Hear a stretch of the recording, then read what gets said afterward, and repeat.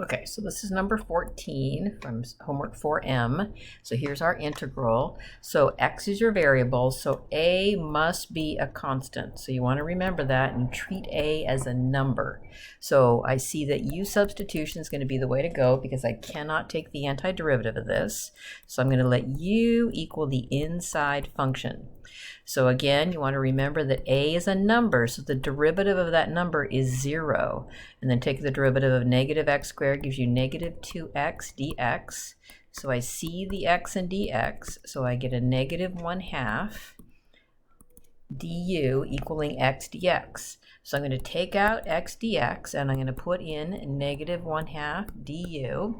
And then this is going to give me the square root of u. Now I'm going to change the limits, so I'm going to put x equals 0 into this statement here, so that gives me u equal a squared. Then I'm going to put x equal a into this statement here, and that gives me a squared minus a squared, so that gives me u equals 0.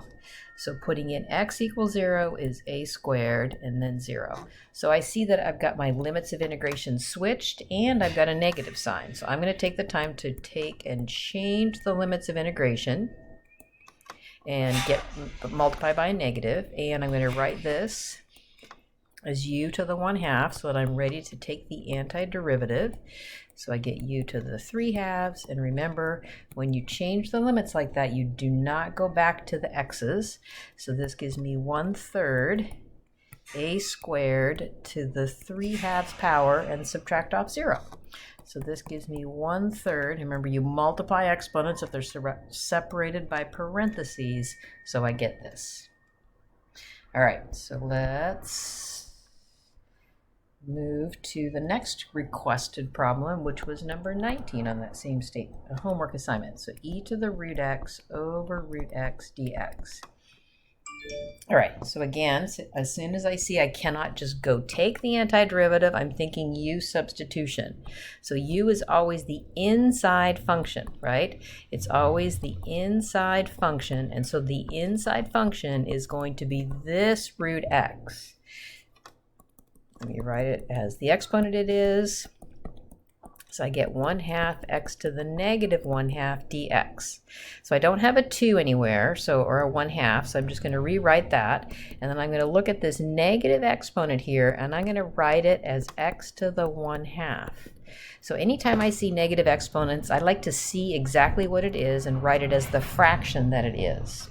So this is 1 over, there it is, root x. So let me just separate it so that you can see this 1 over root x dx is exactly 2 du. And then I replace the inside inside root x is with the u. So I carry this along, and I take the antiderivative, and I just put the root x back in. There we go. All right, so other questions that came up were about surface area and how to know what to revolve around. So there's some good questions right here on homework 4M, number 8 and 9. So let's look at number 8 first. So number 8 says find the surface area, and it gives you this curve, 1/3 x cubed plus 1/4 1 over x. And the number 8 says we're revolving around the x-axis. Okay, so I always like to, and they gave us limits of integration between 1 and 2 with x in here. So that makes me think I want to use dx integration. So let's think about what the surface area is going to be. So the surface area is 2 pi radius times the arc length. Right? So the radius is going to go here, and the arc length is going to be 1 plus some derivative squared, and I'm thinking I want to use dx. So let's think about this. So if I'm taking a curve, I'm not going to try to draw that, but I'm just taking a curve, and I'm spinning it around the x-axis. So this is what the curve, what the surface, what that will be generated. From here to here is the radius. So from here to here is a y distance. So again, let me just write this, 2 pi. I want y for the radius. square root of 1 plus some derivative squared dx. All right, so I do have a function in x's that I can do dx integration with. And if I want to use dx integration, I want x's here, not a y. Oh, I could put this function in. So this is going to get big, bad, and ugly. So I'm going to have 1/3 x cubed plus 1 over 4, 1 over x, that I put in for y. And then I have the square root of 1 plus the derivative squared dx. Okay, so let's go find what the derivative is. And remember, I keep saying this, but it truly is, this is the place right here to take for the function to the derivative where so many people make a mistake. So let me just rewrite this first thing here. So this is the same thing as saying 1/3 x cubed plus, move this out of the way, and plus 1/4 x to the -1. And this was from 1 to 2. So now to take the derivative of this 3 comes down, so I just get x squared, and then this negative comes in front, -1/4 x to the -2. All right, so this, whoops, sorry, this is the derivative. So this is what I'm putting in here. And I'm going to rewrite this x to the -2 as 1 over x squared like that. All right, so that's how we set it up. And then this, you do your normal, how, you know, multiply this out, find the clever square inside the square root. So this was your, on the Google slides. So I'm not going to go too far with it. Let me just go and do one more step of multiplying this out. So I get x to the 4th. This times 2, right, to get the middle term. This times 2 gives me a -1/2. This term squared is positive, right? You square it, you get a positive 1 over 16, 1 over x to the 4th dx.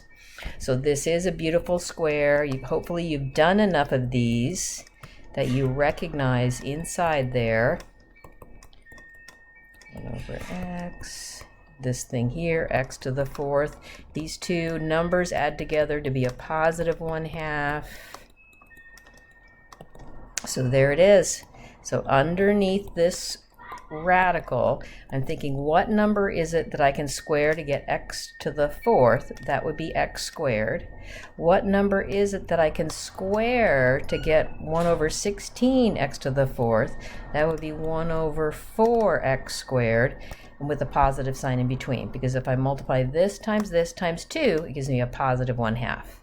Okay, so this was revolving it about the x-axis, right, where everything was given in terms of x's. Okay, so if I look at number 9, number 9 gave that same function. So let me just write it down again just so you see it.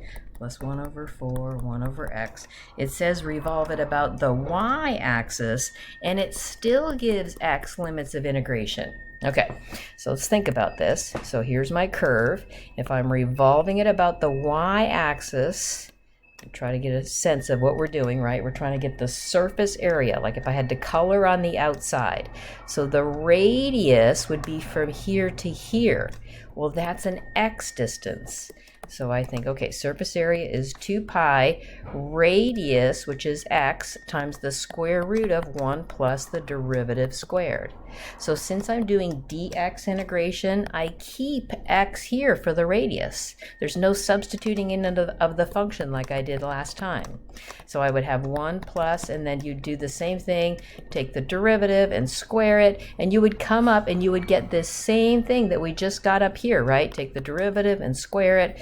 So we would end up getting, let me just can even write it out, I would end up getting x squared plus 1 over 4x squared squared, right? The same thing happens from here to here, and then this one's a much easier because you're just multiplying by x.